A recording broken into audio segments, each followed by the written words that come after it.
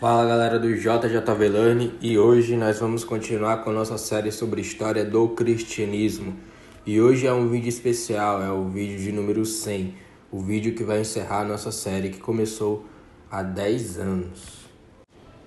E hoje eu vou falar com vocês sobre a história da igreja chinesa, trazer um breve resumo e focar principalmente na parte final ali dos anos 60 e dos anos 70, durante o período da Revolução Cultural. O primeiro relato histórico de contato do cristianismo na China, com a China, foi no ano 635 d.C., com os cristãos nestorianos. Desde então, vários cristãos foram para a China como missionários e tentaram evangelizar ou catequizar os chineses. Mas lá no século XIX, quando a China se abriu para o comércio exterior, missionários protestantes entraram fortemente na China. E eu posso citar muito conhecido, Hudson Taylor, que até se vestia como chinês, enfim. E ele teve êxito lá na implantação da igreja protestante na China.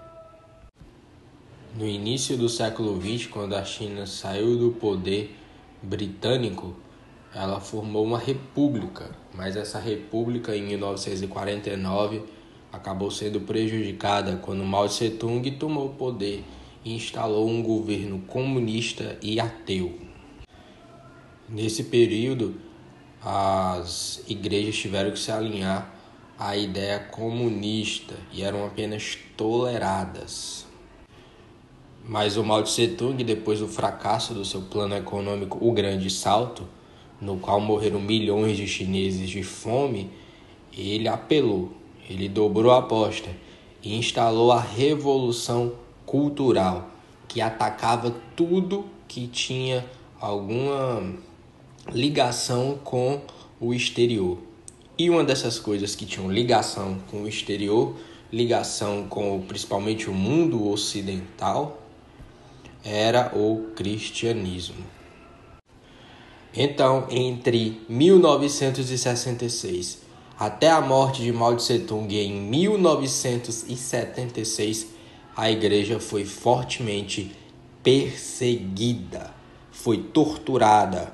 Os pastores, os padres, as freiras foram perseguidos, torturados, martirizados, mortos, executados ou mortos por maus tratos nos campos de reeducação, que também eram campos de trabalho forçado, semelhante aos campos de concentração dos soviéticos e os campos de concentração dos nazistas. As igrejas, os templos foram destruídos, foram queimados, e os que se mantiveram em pé foram transformados em armazéns, fábricas ou edifícios públicos, e tudo que tinha alusão ao cristianismo, cruz, as imagens católicas, as bíblias, qualquer documento, qualquer livro cristão, foram queimados. E aqueles que eram pegos com uma bíblia também eram presos, eram mortos, eram levados para os campos de concentração, como eu disse, e alguns até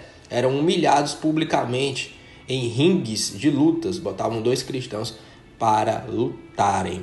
Foi uma histeria coletiva, tinha os guardas vermelhos, enfim, foi um massacre.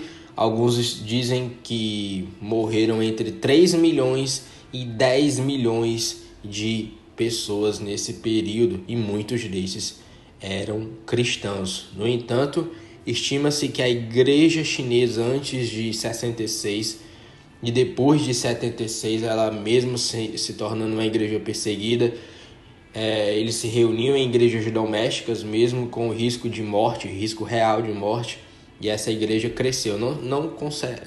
Os historiadores, eles não conseguem mensurar o número certo do crescimento, mas acredita-se que ela cresceu. E depois de 76, a perseguição arrefeceu com a morte do Mao Tse-tung e com a prisão dos líderes que ajudavam o Mao Tse-tung, mas somente em 1979, 13 anos depois do início da Revolução Cultural, a igreja cristã pôde celebrar a igreja cristã protestante, no caso, pôde celebrar o primeiro culto cristão lá em Pequim. Então, eu quis encerrar a nossa série sobre a história do cristianismo com a história da igreja chinesa, né? Esse breve resumo. E espero que vocês tenham gostado da série, não só desse vídeo, mas de todos os vídeos. Se você caiu de paraquedas aqui e não conhece nosso canal e não conhece a série sobre a história do cristianismo, temos aí 100 vídeos, terminando com esse que você está ouvindo. Então podem entrar aí na playlist e ouvir todos, assistir todos. Então espero que vocês tenham gostado. Se você gostou, dá um like. Se ainda não é inscrito no nosso canal, se inscreve. Compartilha com teus amigos e até o nosso próximo vídeo, galera, que já não vai ser mais sobre a série do cristianismo, mas nós não vamos parar o canal. Espero reativar esse canal. É um canal que é muito importante aí pra mim. Então valeu, galera, que me acompanhou nessa caminhada até hoje. Tchau, tchau, galera. Tchau, tchau. Valeu.